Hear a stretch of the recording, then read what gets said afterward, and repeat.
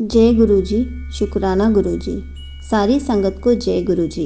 आज मैं आप सबको बताऊंगी कि 7 करोड़ मंत्रों से भी शक्तिशाली ये मंत्र है। संगत जी, भगवान शिव जी ने किसी से कहा था कि 7 करोड़ में सबसे शक्तिशाली मंत्र है जय गुरु जी। ओम नमः शिवाय, शिव जी सदा सहाय। ओम नमः शिवाय, गुरु जी सदा सहाय। गुरु जी के द्वारा प्रदान किया गया ये मंत्र आज सबके घरों में गूंज रहा है।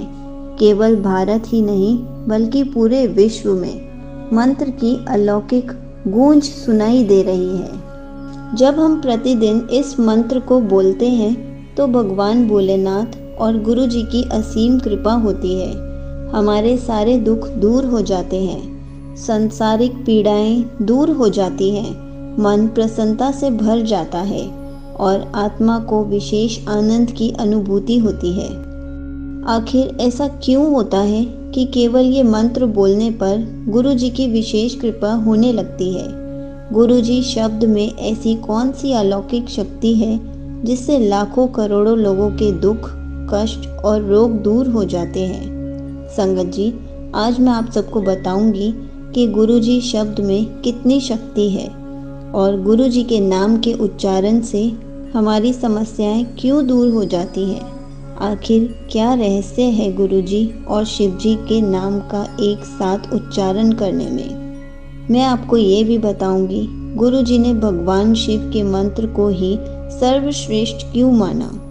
क्या आपको पता है कि गुरु जी शब्द का रहस्य स्वयं गुरु जी के आराध्य भगवान शिव ने माता पार्वती को बताया था। गुरु शब्द की महिमा अपरंपार है, जिसका रहस्य भगवान शिव ने माँ पार्वती को बताया था।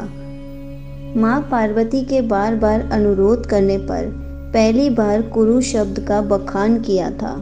भगवान शिव ने पार्वती को बताया था कि ब्रह्मांड में 7 करोड़ मंत्र हैं। ये सभी मंत्र चित्त को भ्रमित करने वाले हैं, लेकिन गुरु नाम 2 अक्षर वाला मंत्र है।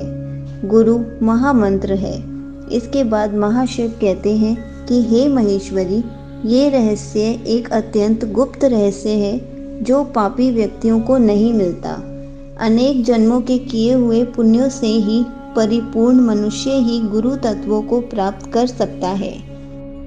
साक्षात शिव के कथन के बाद आपको पता चल गया होगा कि गुरु शब्द सिर्फ मंत्र नहीं है, अभी तो इस ब्रह्मांड का सबसे शक्तिशाली महामंत्र है।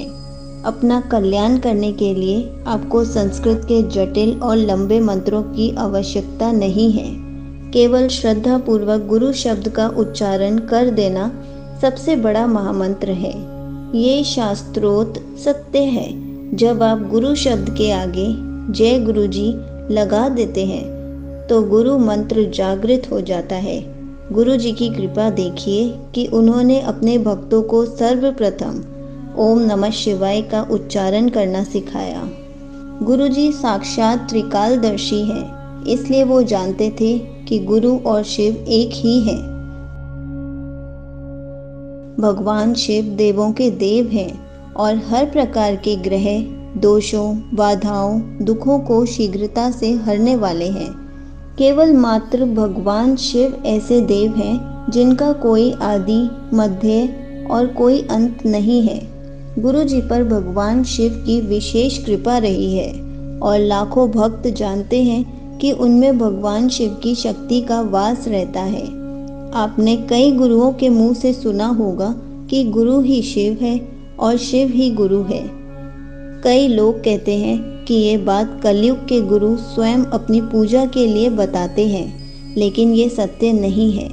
आज मैं आपको ये महारहस्य भी बताती हूँ कि सबसे पहले किसने कहा कि गुरु ही शिव है और शिव ही गुरु हैं। इस महारहस्य को सर्वप्रथम भगवान शिव ने ही माँ पार्वती को बताया था।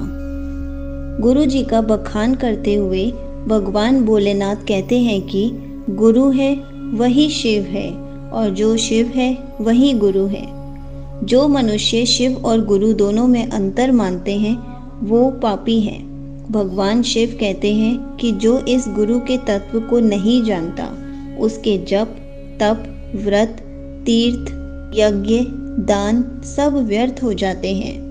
संगत जी, गुरु जी साक्षात शिव जी का ही रूप है। वे शिव ही हैं। गुरु जी और शिव जी में कोई भेदभाव नहीं है। ओम नमः शिवाय, शिव जी सदा सहाय। ओम नमः शिवाय, गुरु जी सदा सहाय।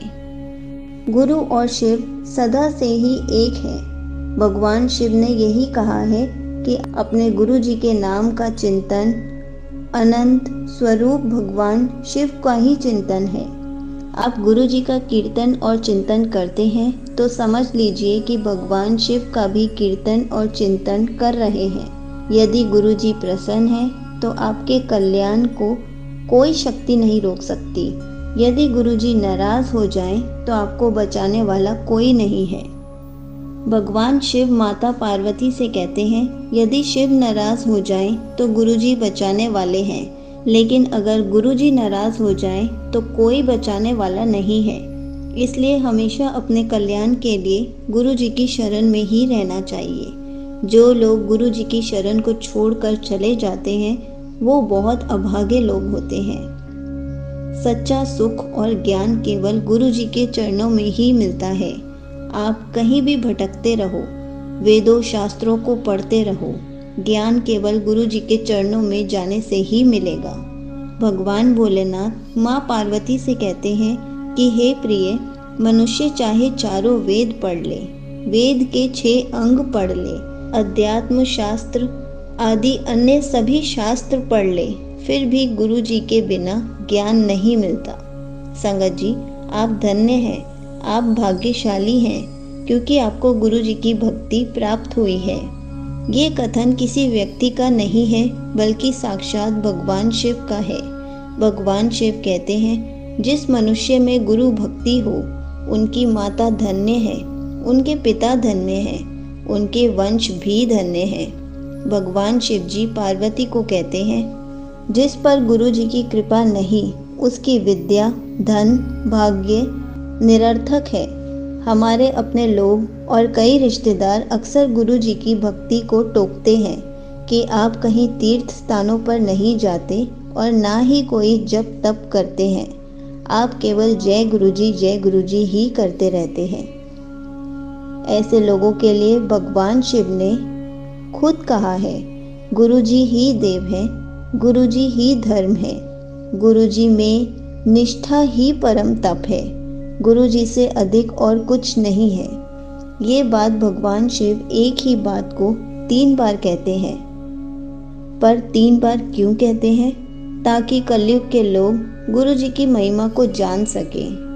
भगवान शिव ने तो ये तक कहा है कि हे देवी, गुरु जी की भक्ति ही सबसे श्रेष्ठ तीर्थ है, अन्य तीर्थ निरर्थक है।